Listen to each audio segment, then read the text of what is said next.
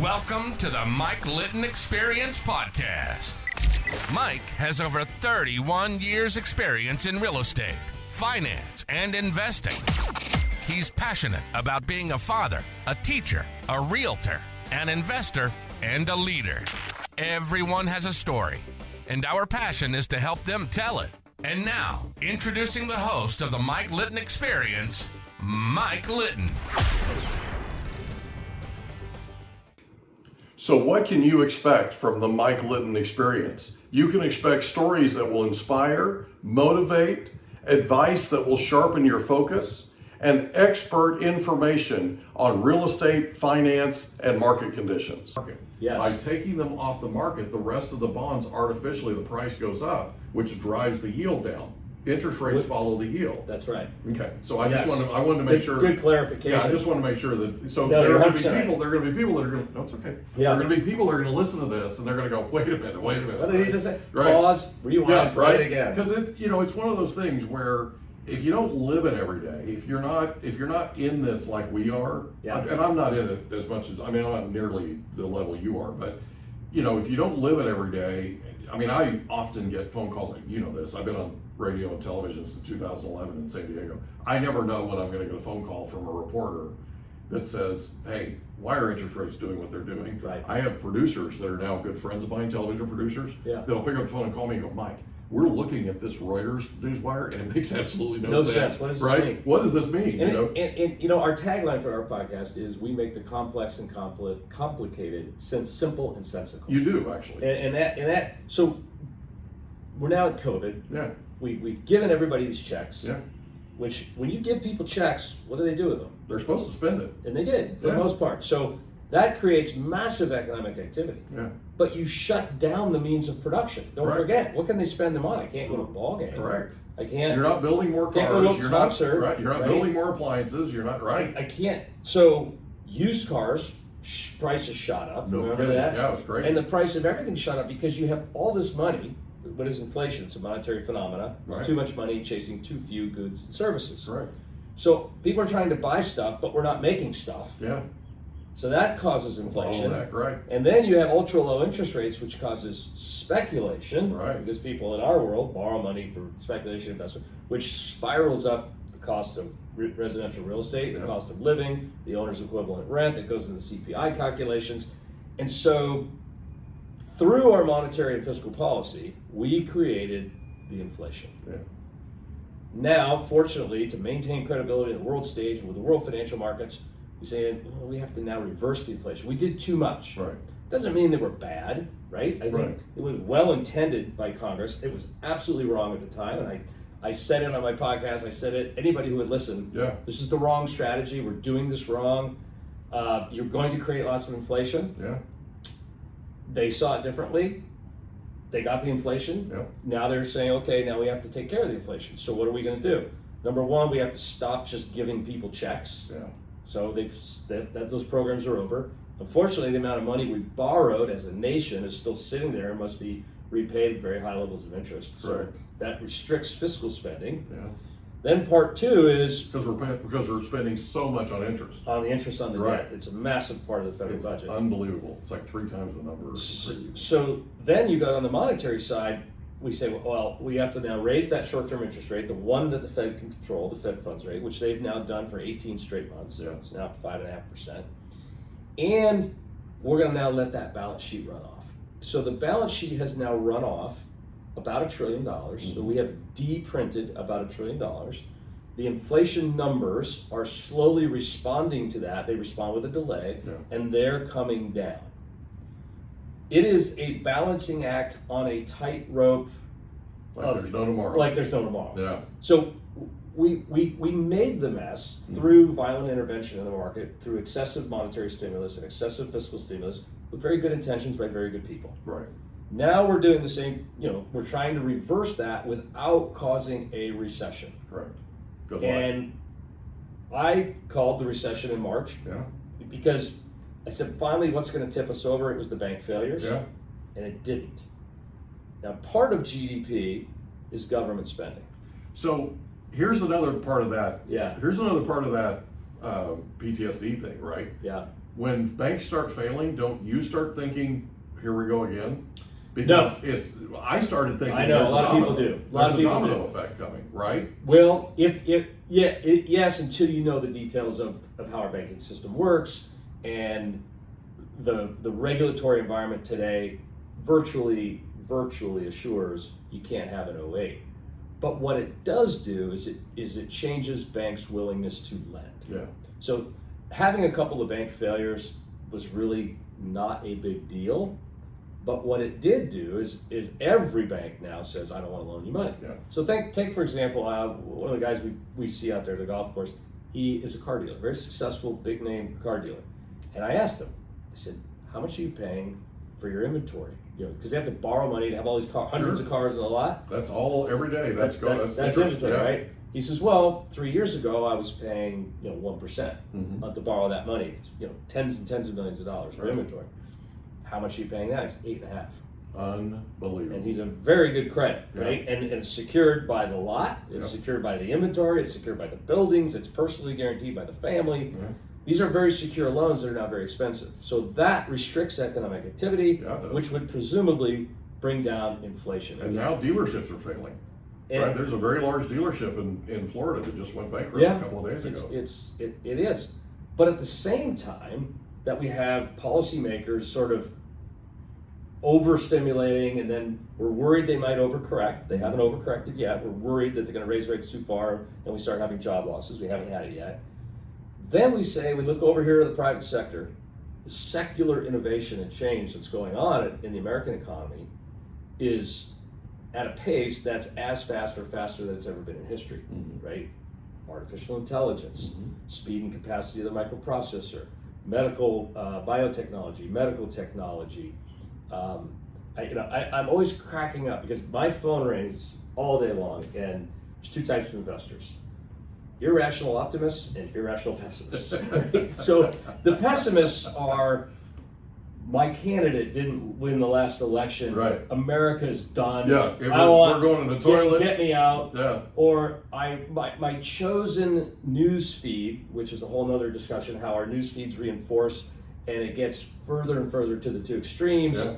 And my chosen news feed told me this, and I'm like, wow, that's not even close to what's really going on. Right. Or I think the balance sheet's going this way when it's actually going that way. And so we worry, but think about where we are. Yeah. The lowest rate of death by armed conflict in human history is today. Wow. That's a good thing. It's a good thing for economic growth. It's a good thing for investments. The highest percentage of the world's population has access to clean, safe drinking water today than ever in human history. Yep.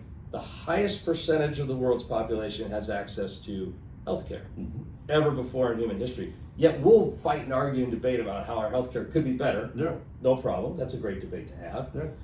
But we got to at least give ourselves a little credit, right? Yeah.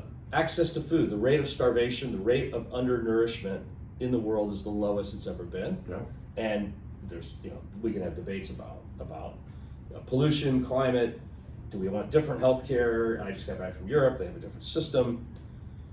But the innovation in the world is coming from two places. Yeah. The United States of America, and in a far, far, far distant second place, China. Yeah. Right? Two largest economies. You look at the largest company in the Eurostoxx 50 index, right? You would think it would be a tech company because all the largest companies here are tech companies. It's Nestle. It's a food company. Very important company. We need food. But the rest of the world isn't innovating the way we are. Yeah. And so we can have some missteps and some failures on our fiscal policy, which that's exactly what that was. Yeah. It was a horrible misstep. And we overstimulated on the monetary side, like it was ridiculous. Yeah. And somehow that's the beautiful thing about capitalism. It evolves and it adjusts no matter what you throw at it. It dodges, it weaves, and it comes back stronger and better than before. And that's a new problem. We'll invent a solution to that. Yeah. So the system is absorbing all this over exuberance, if you will, right? It allows you to make irrational exuberance. Yeah, So, bad to use decisions. the Greenspan thing. Yeah, right? the irrational exuberance. So we've had some bad policy, we've had some bad decisions, and yet we just evolve and we deliver productivity, I mean, what's coming with AI is almost unimaginable. So I have another book for you. Okay. That's coming out in October. Alan's writing a new book called good. The Next Half Century. Great economist. So I sit down with Alan at our first podcast interview, right? I sit down with Alan, he goes, "Man, are you doing this at the right time?" I'm like, "Talk to me, big boy," right? Yeah. And he goes, "In the last few years, over 1 billion people have gained internet access worldwide. Mm-hmm. In the next few years, another 1 billion will gain internet access."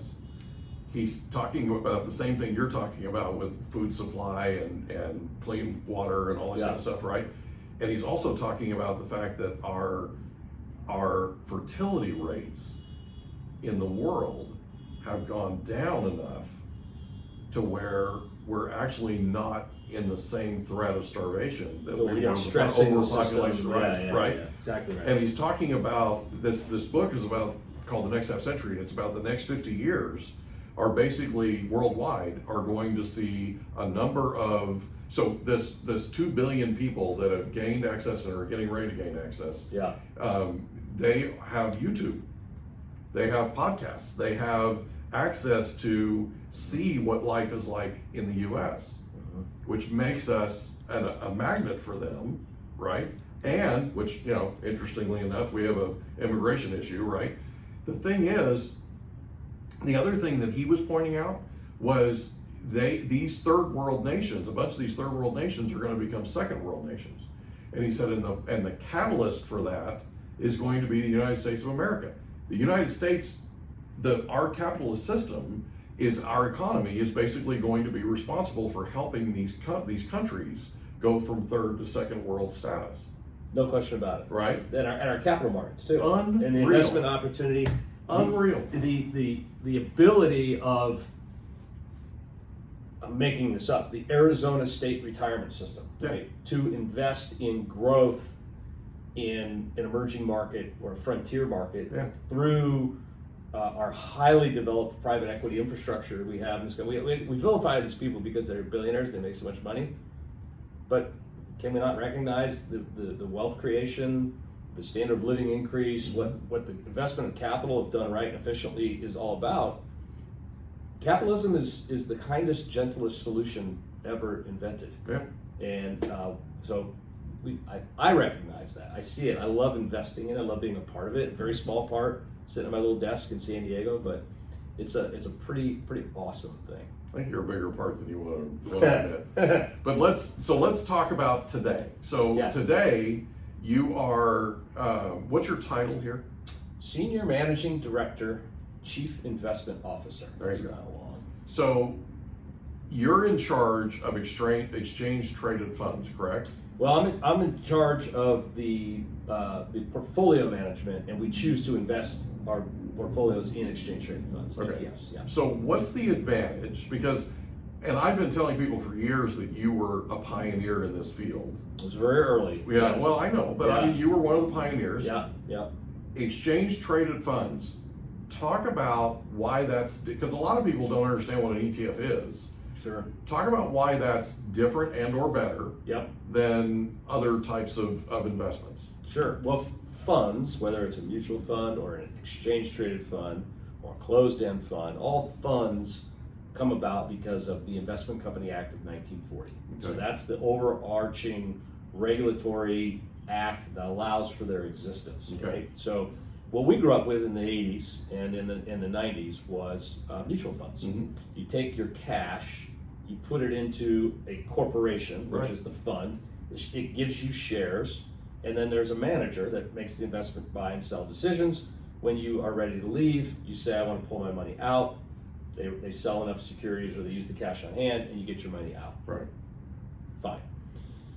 The mutual fund has a management fee, and it has other expenses such as legal, audit, all these different things. The fee goes to the investment advisor, and then it has another set of fees that are called commissions for buying and selling stocks. Right. That's just part of the deal. So when you look at a mutual fund, you say, well, maybe it has a stated expense ratio of 1%, and add in the trading costs, maybe you're up to 1.5.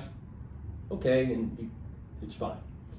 One of the provisions of the Investment Company Act of 1940 is that when a gain is realized in a security within the fund, it must be distributed out, usually at the end of the year, to the investors, and then they must pay tax on it in the year of the gain, just as if you owned the stock and you sold it, or a house and you sold it, you paid capital gains tax, right. State and federal.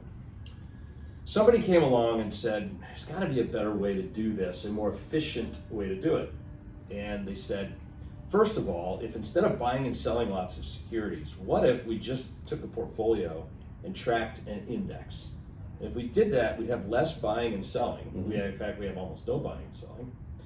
And that would then reduce the transaction costs. And because we don't need a lot of analysts, we don't need a lot of portfolio managers, we just need a small team, we can charge a far lower management fee. Less expense. So if you have less expense, More efficient. you probably, all things being equal, you might get a higher return. Right. But they went a step further, and they said this capital gains thing is just not fun, right? Right. Because you could buy a mutual fund in September. Today's September 13th. Right. And it could be down 5, 6, 8% by December. But because of other activity that happened in the fund, you could still get a capital gain distribution. Right. You will have lost money. You have to pay tax. Correct. That can happen, and it happens every year to people. So with ETFs, they said, well, what if we create them differently? Instead of putting cash in and getting shares, you just buy and sell the shares as they trade on the stock exchange. Okay. And therefore, you control when you buy and sell your shares, you can control your capital gain distributions. Right. But You what can about time it differently? But what about the stuff that happens within the fund, the ETF? Well, they came up with this great concept that said, we won't allow the trading within the fund, and we won't issue shares to people that deposit cash. We will only issue shares to people that deposit in kind. Okay. So these people go out and they go, I'm going to gather up all the 500 stocks in the S&P 500. I will deposit the stocks into the fund, the ETF fund, exchange traded fund, and then I will get shares. And when I'm ready to leave, I will give back the shares and I will get the stocks. And because that's an in-kind transaction, it's not a taxable capital event. It's almost like a 1031 tax deferred exchange. It's very similar. Right. I can't say that, but it's similar. Right. The concept. Well, it's, but I'm Yes. saying concept. Concept, yes. And so the people that came up with this, it was a guy from San Diego, I can't remember his name. He was from San Diego and worked for the American Stock Exchange. What they delivered was mutual fund 2.0, in my opinion. Yeah. So it's faster, it's better, it's cheaper, it's capitalism solving a problem. And you've got more control. And you totally control. Yeah. So there are rare instances where you can get a little capital gain distribution from an ETF, but it's very rare, very unusual. Right. So now you've extracted costs, you've reduced the capital gains exposure, you control your own capital gains. What did you give up? In the ETF format, you gave up having a manager actively buying and selling. He's just tracking, or she is just tracking an index. Right. I'm okay giving that up, and actually it's evolving even further. They're now starting to do actively managed ETFs, but I was okay giving that up to save all that expense and to control my capital gains. Right. So when the first ETF was the Spider, you probably heard that, or Yeah. QQQ, but that really wasn't enough. You couldn't build a whole portfolio around two positions. Gotcha. There was a company called iShares that was owned by Barclays I Bank. remember iShares, yeah. Yeah, and they're still out there, but they're now owned by BlackRock. But they came out with the first bond ETFs, and then they started expanding to stock ETFs. And this was right after the turn of the century. Right. That's what inspired us to launch this firm in 2004. Gotcha. But for my taste, I'm just obviously a believer in ETFs. Yeah. We were one of the biggest owners of them for a period of time, and my retirement accounts are in ETFs. Right. Very satisfied. 20 Yeah. years. Yeah. That's cool, man. That's cool. Thank you for that explanation. I appreciate Sure. it. That Sure. helps a lot. So today, Yes, sir. so now you've been doing this 7 years? No, we launched in 2004. So No, I'm talking about. since we Cantor sold to Cantor Fitzgerald. So you're yeah. now seven That was years in. 2000, February of 17. So it's almost 7 years. Yeah. Yeah, it'll be coming up. And now it sounds like obviously you're enjoying yourself. You're having a lot of fun, right? Yeah. So what's next? I want to be on the Mike Litton Experience podcast. That's what I really want to do. Yeah, I've well, achieved it. Hey, you know what? We've just reached that pinnacle, baby. Well, I know I recently went on a board of something called an interval fund. That's exciting. I'm on the board of a liquor company, a distilled spirits company in Lafayette, Louisiana, called Wildcat Spirits. If you like rum, wildcatbrothers.com. There you go. Yeah. Shameless plug. Shameless plug. But I really just enjoy. I mean, the market changes every day. There's new information every day. There's new, what's the Fed going to be doing? What, for us right now, the balance of power matters. Yeah. So in our country, we have obviously the House, the Senate, and the executive branch. Markets tend to not like if one party has all three of those. Yeah. The reason is for that is because, in every party you have sort of more middle of the road people and then more extreme people. Yeah. And when you have one party have everything, they have the ability to get through all their extreme opinions and views and policies. Now, we still have the Supreme Court that can say that's not constitutional, and they could pass a law and legislation, and they can stamp it and say, sorry, that violates the Constitution. But we're watching to see what happens in this upcoming presidential election. In the midterm election, it's fine, right? We have a mixed government, and Right. and there has not been substantive legislative change, particularly the tax code, the incentive system. The Tax Cut and Jobs Act of 2017 was not rolled back, but it does expire. Right. And so we're coming up on things like the estate tax. When does it expire? Different parts in different years, mostly 25, 6, and 7, I believe. Okay. So it's coming up. Yeah. Right, we're at the end of 23.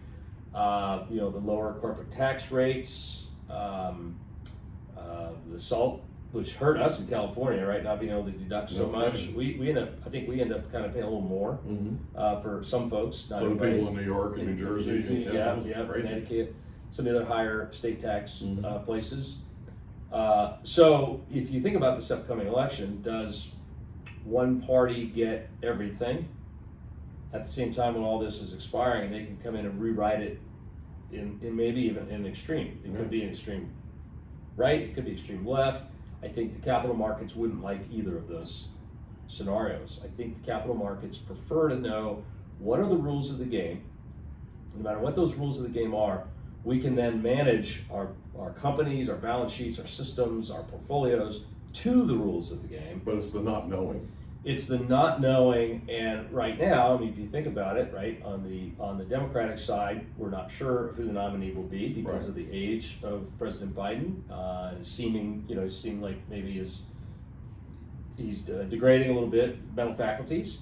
And then, of course, on the right side, on the Republican side, we've got President Trump is under criminal indictment. Yeah. Partisan or not. 90 some indictments, some crazy thing. You've got that, Maybe and some you've got a large field there. There could be more people in the field on the Democratic side, and then but kind of equally as importantly, because we have co-equal branches of government here, is what happens to the balance of power in the House and the Senate. Yeah. And if one party gets all three, it's not usually, at least temporarily, not a good time to be invested.